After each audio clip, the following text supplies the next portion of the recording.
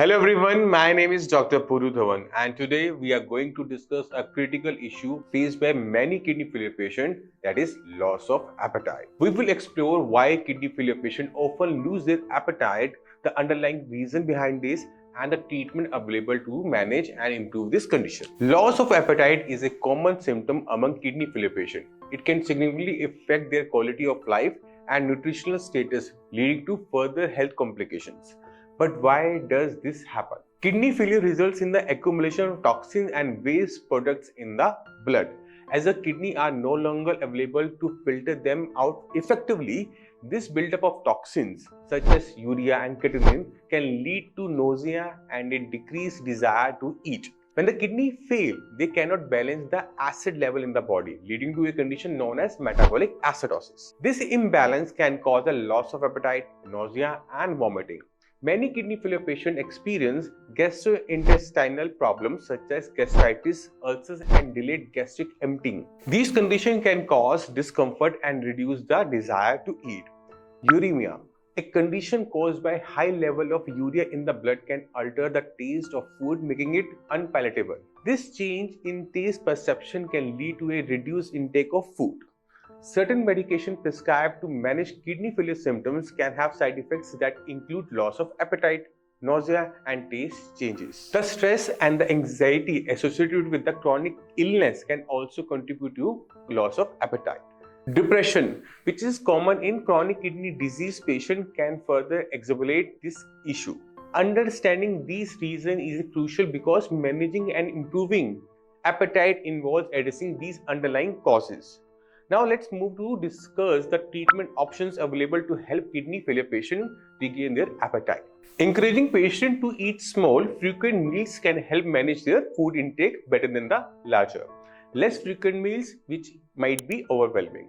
Including nutrient-dense food that are appealing and easy to digest can help maintain nutrition levels even with a reduced appetite. Prescribing medication to treat gastrointestinal issues such as nausea and gastritis can help improve appetite. Proton pump inhibitor or antacid might be recommended to manage acidity and ulcers. Probiotic can help in managing gut health and improving digestion, which might indirectly help improve appetite.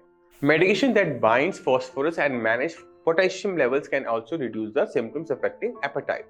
Using herbs and spices to enhance the flavor of food can make it more palatable for patients experiencing taste changes. Some patients find cold food more palatable as they have less odor and can be less nauseating. Providing psychological support and counseling can help address the emotional and mental health issues contributing to the loss of appetite. Encouraging participation in support group where patients can share their experience and coping strategies can be beneficial. Regular monitoring of blood toxin levels and making necessary adjustment in treatment plans can help manage symptoms affecting appetite. Before we conclude, let's hear a testimonial from one of our patients. Hi, my name is Betcheva Sarah Gamaran, and I'm a kidney patient. And I found out I had stage 3B kidney disease, getting very close to having to have dialysis. And it absolutely shocked me. So I did all kinds of learning and studying and trying to figure out how outside of modern medicine I could get help. And I understood there was a place called SRIAAS Institute in India that could help me. I also have and had for many years diabetes. But anyway, the Dr. Kumar and the doctors there, they all worked together and they were wonderful in helping me. And I was shocked after just 3 months of medication that I went from stage 3B kidney disease to stage 1, basically. But the doctors here say that I will always probably be a kidney. I had a lot of kidney stones years ago. I was very much overweight. I've lost a lot of weight since then. And the doctors at SRIAAS Institute advised me to go vegan. And they gave me a diet plan, and I hired a dietitian to help me along with the medication that they sent me.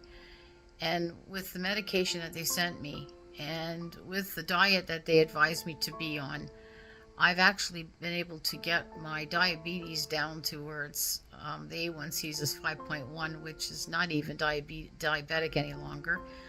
Number one. Number two, I'm out of stage 3B kidney disease. I am now almost cured. I have another 3 months of medication to go. My last EGFR was in the 60s. The one previous to that was a little bit higher, but I have been trying to figure out the diet is the hard part, really, making sure you stay on the diet. But I advise that anybody that has kidney disease, that they contact this doctor, and I give permission to use this video so that they could help other people with this disease. I have sent several people to the SRIAAS Institute in India, and I think they're amazing and they know what they're doing, and I'm so grateful because basically they've saved my life, because now I have a longer lengthy period of time for living, as long as I keep up the good work and keep up following the diet that they recommend. And the medication that they gave me has really helped me, and they've been a wonderful support. Not only Dr. Kumar and I'm sorry, I have a senior moment right now, but the doctors there are very helpful, and they use WhatsApp, and they will speak to you anytime, day or night, and you can contact them and question them, and they will help you with any questions that you have. So I am very grateful to them, and I just want to share this amazing story of a true person, a real person who has gone through this.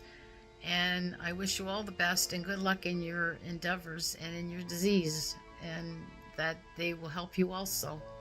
Be well. Namaste.